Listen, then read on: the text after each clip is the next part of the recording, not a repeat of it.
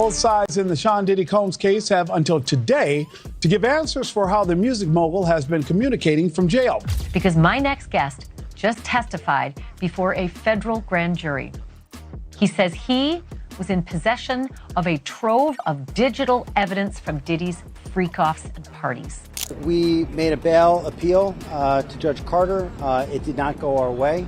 Diddy's legal drama just went from bad to worse. And trust me, the tea is piping hot. In a jaw-dropping turn of events, Diddy's own lawyer has walked away from the case right in the middle of court proceedings. Yep, the same lawyer who was writing for him for months has thrown in the towel, reportedly losing faith in both the case and Diddy himself. Why is that not a fair outcome? What he did here is on a magnitude of unlike anybody else you could imagine. But wait, it gets juicier. On October 23rd, the internet nearly combusted when a prison call recording surfaced. In it, a voice allegedly belonging to Diddy is heard advising one of his sons to get rid of all the pizza boxes. Do not entertain none of this nonsense and nothing over the phone. I'm gonna need you to get rid of all the leftover pizza boxes. The what? All the boxes left over from the pizza. All the boxes. Okay. But it looks like Diddy's advice didn't age well, because now the floodgates have opened. Evidence is pouring out left and right, and more people are stepping up to share their own experiences involving the music mogul. To make matters worse, the accuser's lawyer seems incredibly confident, boldly claiming that Diddy's chances of avoiding a life behind bars are slim to none. But I have all the confidence in the world in the federal court in the state of New York that they will remain keeping Diddy under no bond and that all of the victims in this case will be able to proceed. So what's got these lawyers feeling so confident about Diddy's downfall? And why did his own lawyer throw in the towel before the trial even started? Let's dig into the chaos, because the leaked evidence is stacking up faster than we can keep track of. Starting with the basics, the stuff we all need to know. I'll lay it out plain and simple. The prosecutor himself revealed exactly what led to Diddy's indictment and the evidence they uncovered during the search of his home. During those searches, agents seized evidence of the crimes charged in this indictment. They seized firearms and ammunition, including 3 defaced AR-15s and the large capacity drum magazine. They also seized evidence of the freak-offs, electronic devices that contain images and videos of the freak-offs with multiple victims. And they seized cases and cases of the kinds of personal lubricant and baby oil that Combs' staff allegedly used to stock hotel rooms for the freak-offs. More than 1,000 bottles altogether. And now even more shocking evidence is surfacing, pointing to how Diddy could be tied to some of the most disturbing deaths in the music industry. This might explain why Diddy's own lawyer recently decided to call it quits. After all, when the accusations pile up this high, and with the mounting claims linking Diddy to events that have rattled the industry, perhaps even the sharpest legal minds realize there's no clean way out of this web of allegations. For context, this all blew up when a new witness, Courtney Burgess, stepped into the spotlight. Burgess, a former associate of Diddy's late ex-girlfriend Kim Porter, has dropped a bombshell that could change everything. He claims to have received flash drives containing explosive materials, evidence that just might be the game changer the prosecution has been waiting for. According to Burgess, these flash drives contain the completed book that Kim Porter had promised would go public if anything ever happened to her. This isn't just a collection of notes or unfinished drafts. Burgess claims it's the full 54 pages of Kim's work, and it begins with a chilling message. The book starts with Kim's promise that if something were to happen to her, she wanted this book to be shared with the world. Mr. Burgess is delivering that truth. Mr. Burgess actually told me that he believed that the purpose of that gag order letter that was written by Mark Agnifilo on November 3rd was because Diddy knew that it was Courtney who was bringing this information. Now, for the past few months, some truly disturbing claims have resurfaced about the contents of Kim Porter's manuscript.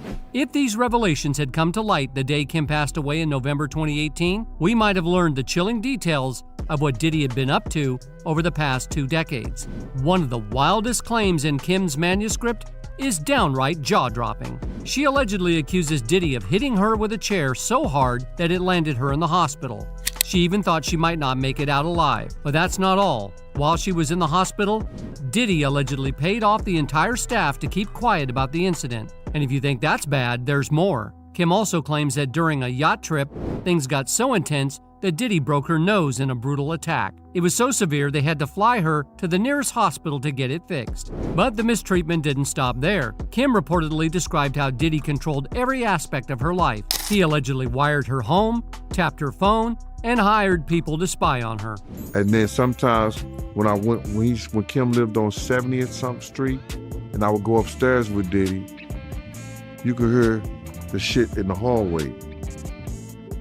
And I would just shake my head when he come out or whatever, and Kim would be in the house.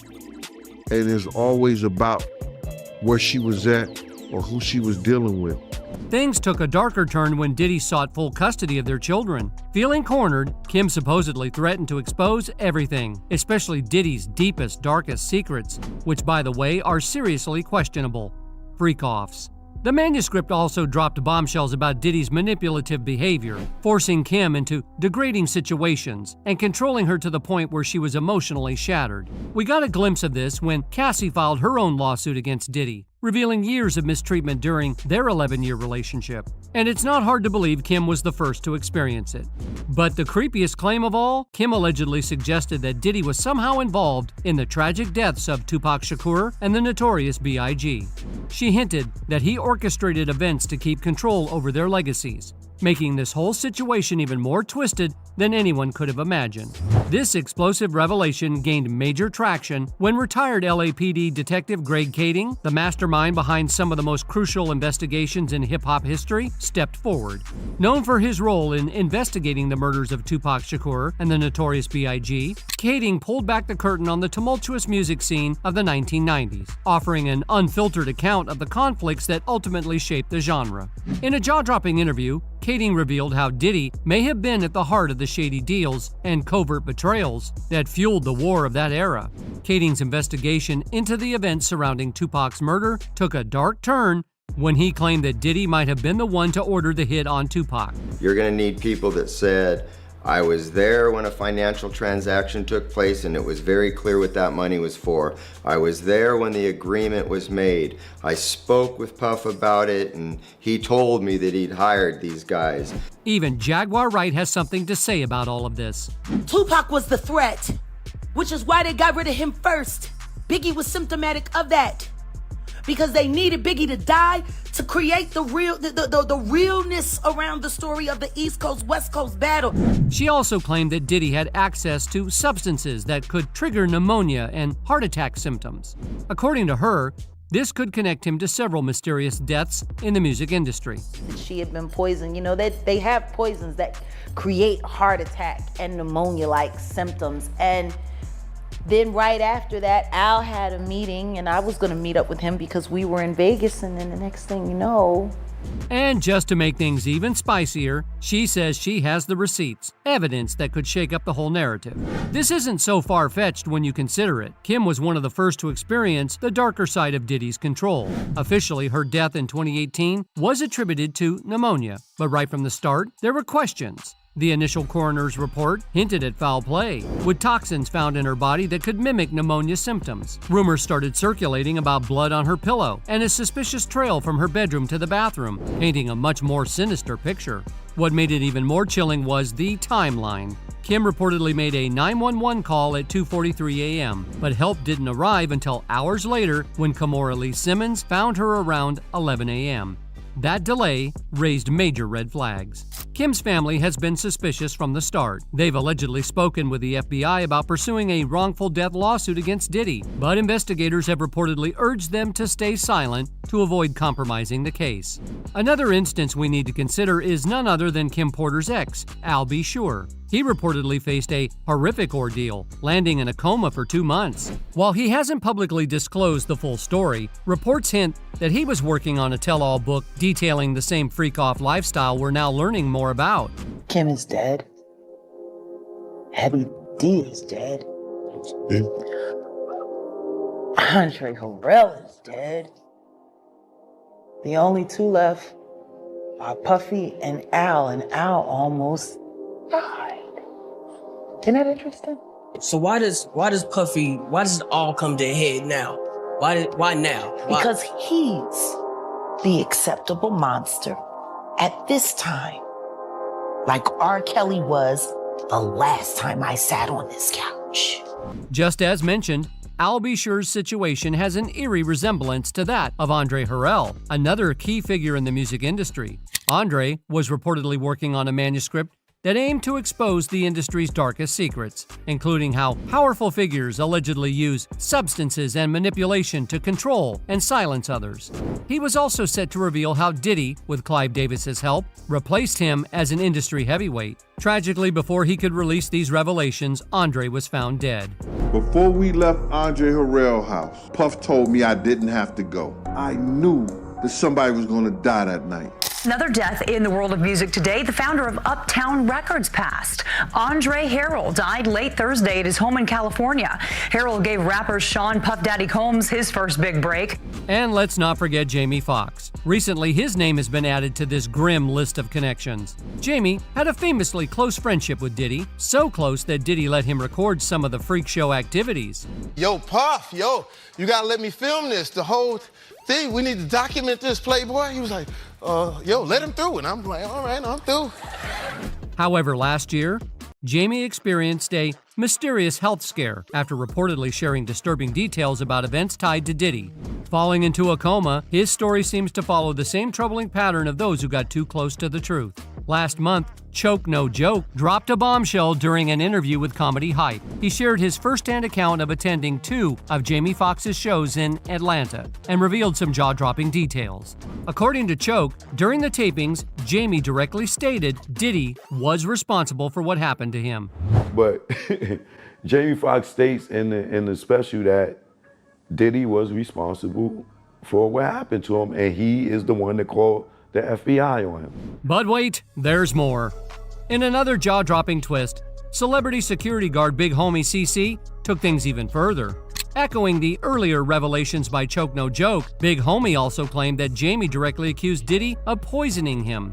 The security guard even added that Jamie reported these chilling suspicions to the FBI. What are some of the things that you heard behind the scenes that were going on before this indictment actually dropped? Well, I know he poisoned Jamie Foxx, and Jamie Foxx reported him to the FBI because of it. I know that's a fact. We're talking about what was it, a year or 2 ago or so, when Jamie Foxx got real sick and everybody said he had a stroke. Yes. We're talking about that, or talking about something different? At this point, it's becoming harder to dismiss the possibility that Diddy might be tied to some of the industry's most suspicious deaths. According to the feds, they might even be gearing up to include these allegations in their growing case. Looking back, there's a haunting pattern. Many celebrities tied to Diddy have met untimely ends through drowning, poisoning, or mysterious illnesses like pneumonia. Take Aaron Carter, for instance, a name that's now being whispered in this dark narrative. Known for his turbulent life and substance struggles, Aaron had ties to Diddy early in his career. Some speculate that Aaron might have been one of Diddy's first victims. Chillingly, just before his death, Aaron made cryptic claims, suggesting someone was after him. Many now wonder if those ominous warnings pointed directly to Diddy. And no one said anything. Silence breaker for my brother, who is a and they're after my life. My whole family is after my life, and they're setting me up. And Sony Records owes me $3.5 million, and they don't want to pay me, and it would be in their better interest, just like Michael told me. They owe me money, and they're trying to off. And I'm begging you, and I'm pleading you, help me raise $100,000 as soon as I can so I can move to an undisclosed location where I am safe. They had cops come and check for a rope in my garage, saying I wanted to hang myself. Interestingly, the list of celebrities who mysteriously died from drowning, often reportedly linked to overdoses, is longer than you might think. Whitney Houston and her daughter, Bobby Christina, are among the most high-profile cases. Then there's Matthew Perry, who tragically passed away in his hot tub, and Stephen Twitch Boss, whose death in a hotel also raised eyebrows. Another story that's definitely worth revisiting is that of Biggie Smalls, or the notorious B.I.G. Nearly 3 decades after his tragic death, many still question if Diddy played a role in Biggie's passing. The speculation has raised concerns about Diddy's possible involvement in the aftermath, including efforts to hide crucial evidence. Biggie Smalls, born Christopher Wallace, was tragically taken from the world in March 1997 in Los Angeles, just months after Tupac Shakur's death in 1996. Both rappers still hold a special place in the hearts of fans, and their untimely deaths continue to be deeply felt. Fast forward to the investigations into their deaths, and things take a twist with a link to Diddy. In 2009, Greg Kading, the former LAPD detective investigating Biggie's murder, interviewed Keefe D, the same man who was with the shooter the night Tupac died. Oh, and Keefe D is also the one who claimed Diddy was behind the hit on Tupac. Diddy is part of it. Diddy paid $1 million. I think it just makes for a good story. New court discoveries in the Tupac Shakur murder case. New court documents show that Dwayne Keefe D. Davis accused hip-hop mogul Sean Diddy Combs of paying $1 million for the of the rap icon Tupac Shakur. As Kading dug into Biggie's case, he made a shocking discovery. Keefe D was at a party Biggie had attended just hours before he was shot. This raised suspicions that Keefe D might know more about the crime than he let on. The plot thickened when Valletta Wallace, Biggie's mother, filed a $500 million lawsuit against the LAPD, accusing them of hiding the truth about her son's death. This legal move prompted the reopening of the investigation in 2006, with Greg Kading back on the case. And that's when things got even juicier. Kading uncovered a wealth of new evidence that could finally uncover the dark truth behind Biggie's murder. Now, since Greg Kading had retired from the LAPD, he could only share what he knew with the feds. He spilled the tea on Diddy, revealing how the mogul was allegedly profiting off Biggie, and even hinted that Biggie was planning to leave Bad Boy Records just weeks before his untimely death. Even Diddy's former bodyguard, Gene Deal, revealed the same shocking details. Deal got a rare look at Biggie's contract when he was tasked with holding Diddy's briefcase during a flight. What he saw was eye-opening. Biggie was making $250,000 per installment, while Diddy kept control of the publishing rights. In a jaw-dropping interview on DJ Vlad's blog, Gene Deal went even further, claiming that Biggie was on the verge of signing a massive deal worth over $60 million right before his death. I said, yo, Big, somebody gonna try to come kill us tonight. And Lil C's, who I hadn't seen all week, Lil C says, Gene, go ahead on with that cop shit. I said, I know one thing, you better get you a GED. You know what that is? A good enough degree, so they don't cheat you out your money like they doing your man right here. And I was talking to about Big, because I had read his whole contract on the plane, because Puff had gave me the briefcase. When he gave me the briefcase, you know, like, he just do some bullshit, hand me the briefcase, and went to first class, and I went to coach in the emergency exit, and I just opened it up, start reading the shit. Valletta Wallace, Biggie's mom, totally backs up these claims. In her book, Biggie, Valletta Wallace Remembers, she shares how her son signed with Bad Boy for just $25,000 at the age of 19. And the list of names connected to Diddy doesn't stop there. Another name that keeps popping up is Craig Mack, who tragically passed away on March 12, 2018 at the age of 47. Official reports say he died from congestive heart failure. But doesn't that sound oddly familiar? It seems like the cause of death for many close to Diddy has either been pneumonia, drowning, or even a heart attack. The rift between Craig and Diddy started over money, particularly when it came to their albums. Sources say Craig felt shortchanged, claiming that he never got paid by Diddy or Biggie for his contributions. Craig even opened up about the strain in their relationship, revealing that he had agreed to work on Diddy's projects with the understanding he'd get a third of the profits. But as time passed, that promised payment never came through. Frustrated, Craig stopped working with Diddy altogether. But things didn't just end there. The feud took a dark turn. Craig revealed he was threatened by Diddy's associates, who stalked him and issued chilling warnings. He courageously called out Diddy's tactics, likening them to a bullying mafia mentality, with Diddy and his crew putting pressure on him to pay up. The threats escalated to explicit death threats, leaving Craig genuinely fearing for his life. And it didn't take long before Craig Mack tragically passed away. This eerie pattern has many people raising their eyebrows. Could Diddy somehow be linked to these untimely deaths? Some are starting to think it's more than just a coincidence. When you add this to the chilling claims about Diddy's alleged ability to silence or manipulate people through dark methods, it's easy to see why folks are connecting the dots. And just when you thought things couldn't get any more intense, Mark Agnifilo, one of Diddy's top defense attorneys, is seen leaving the courtroom at a crucial point in his legal battle. What's going on here? Is he getting cold feet? Or is the pressure from these explosive new allegations just too much to handle? Many are speculating that Agnifilo might be seriously considering ditching Diddy. Mark Agnifilo is a big deal in the world of criminal defense with over 30 years of experience. He's not just your average lawyer. This guy's got some serious street cred. He earned his bachelor's in philosophy and political science from Connecticut College back in '86, and then went on to graduate from Brooklyn Law School in 1990. He's worked in some pretty high-profile positions, like a former supervisor at the United States Attorney's Office for New Jersey and as a Manhattan Assistant District Attorney. Over the years, Mark has handled over 200 major cases, ranging from securities fraud to political corruption and even international arms dealing. He's even worked in countries like Italy, Switzerland, and Romania, tackling some seriously high-stakes criminal matters. So when you hear that he quit Diddy's case, that's a big red flag. With his background, he doesn't just walk away from anything unless there's something huge at play. And according to these explosive claims, one of the reasons Diddy's legal team might be stepping back is the mounting evidence that Courtney Burgess is reportedly ready to unleash. The pressure is building, and it seems Burgess is holding cards that could change everything. Beyond Kim Porter's actual manuscript, Burgess has alleged possession of 11 flash drives packed with shocking content. These drives supposedly contain recordings involving 8 different celebrities, 6 men and 2 women. And here's where things take a darker turn. Burgess claims that 2 of the 3 individuals in the footage were minors at the time.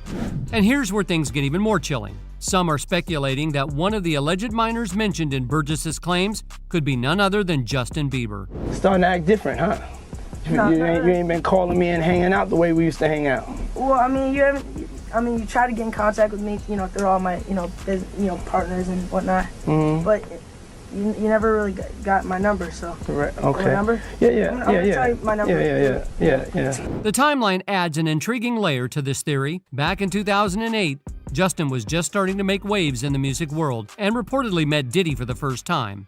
Around that same period, Diddy and Kim Porter's relationship hit its final breaking point. By late 2008, Kim publicly announced their split, stating it was best for her, Diddy, and their family. However, whispers at the time suggested there was more to the story.